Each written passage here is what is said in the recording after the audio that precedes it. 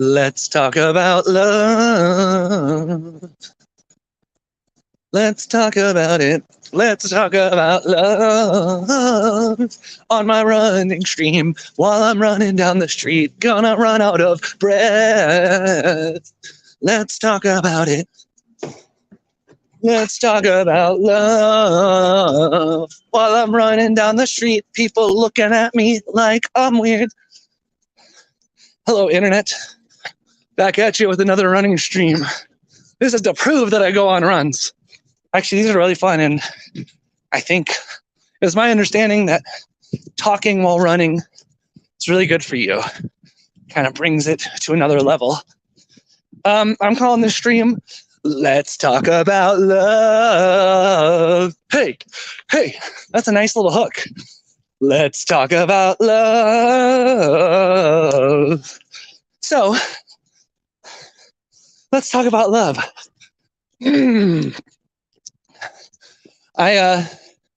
Last night, I met up with a friend I met at Second City who's also taking a stand-up class.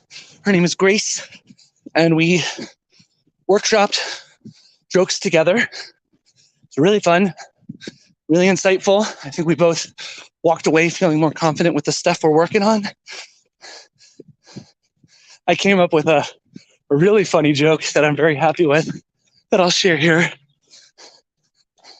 You know, my sister's fiance, on the very first day of college, very first class, he saw my sister and said to one of his friends, I'm going to marry that girl one day. What's cool about that is last time I said I was going to marry that girl, what's great about that is the last girl that I said I was going to marry, I now have blocked on every social media platform. Oh, hello, doggo. Let's talk about love. Let's talk about it. Let's talk about it.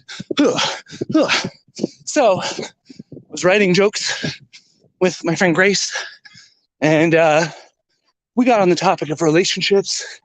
I was telling her about my 90-day be single challenge and what I learned from it and what the point of it was and stuff.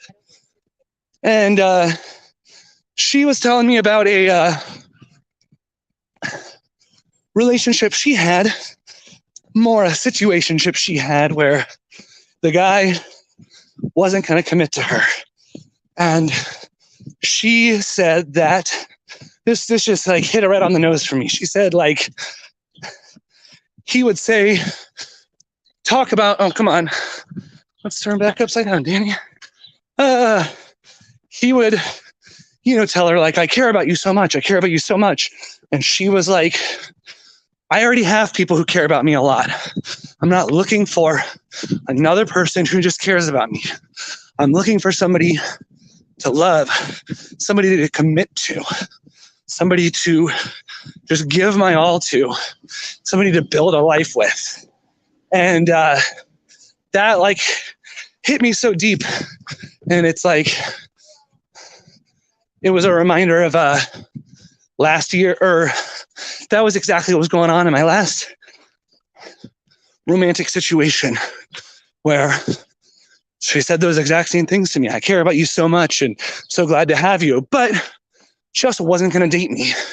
And that's what I was looking for. I didn't just want another person who cares about me. I want a true, unabashed, overflowing love. I don't want a breadcrumbs kind of love. And it was really nice to talk with a friend about that and share that feeling, because I've noticed some maybe shame or embarrassment I felt around wanting that, around thinking I need to tone it back. And that's not to say that I haven't had behaviors that I'm glad to change. I've had some obsessive behaviors, some damaging behaviors, we'll say.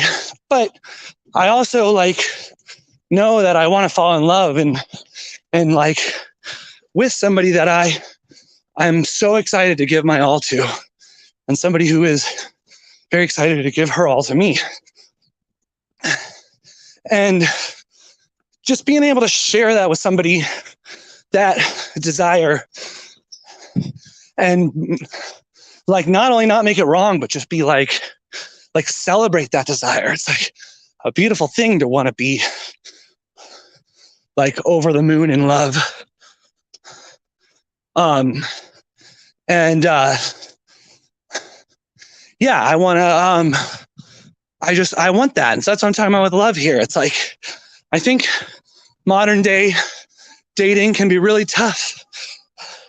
You know, as a high schooler or a college age person, you end up meeting a lot of people of the opposite sex who you're in classes with or activities or whatever, and like they're kind of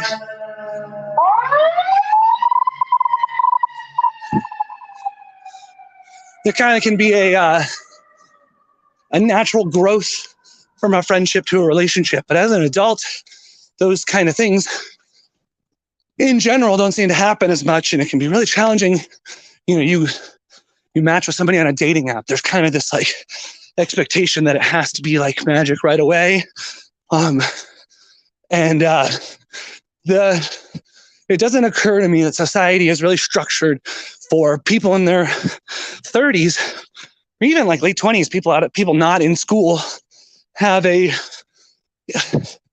natural path towards meeting people and then with being able to set the stage for love to happen. And yeah, I guess I'm just like really grateful for that conversation. It was really nice to be able to share with somebody that like we want to find true love, and we don't want to be embarrassed by it. We don't want to like, and just realizing like if you have a relationship with somebody, it doesn't matter how many sparks fly. It doesn't matter how awesome they are or whatever. If they're not going to commit in the way you need to be committed to, it's not working.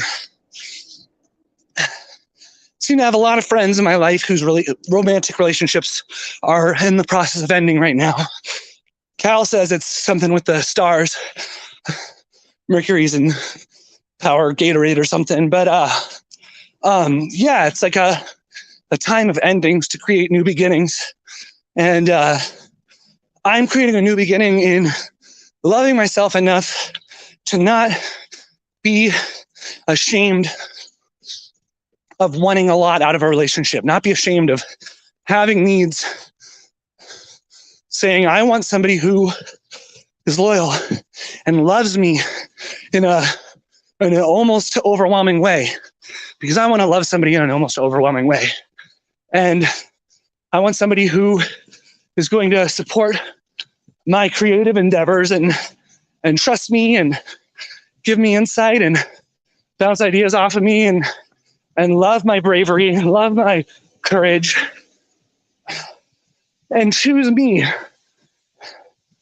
And I think a lot of people struggle to admit that. A lot of people want to minimize their needs. And this, oh gosh, I could fucking rant about this. Like, we grew up in this world where our damn public school teachers told us that the world was ending and it's our fault, and the polar ice caps are melting and it's your fault, and carbon emissions are up and it's your fault.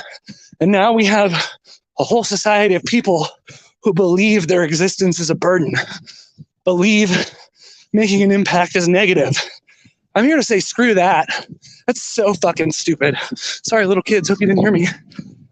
It's so unhelpful. And like, I don't even think it's based in reality. And I just see people being afraid to be their full version of themselves. I see it happening with me with love. I see that in my 31 years of life, I've never really sat down to take into consideration, what is it I really want? And do I love myself enough to thank you next somebody who doesn't fit that? Do I trust the universe enough and trust God enough to know that his timing is correct and there is somebody for me who will love me with an abundance I can't even imagine, and I'll love with an abundance I can't even imagine. And that just seeing myself as an awesome guy, as a guy that a lot of women would be lucky to have, instead of seeing myself as a 31-year-old loser who can't figure out how to get married and is destined to die alone. I'm done with that. It's not serving anyone.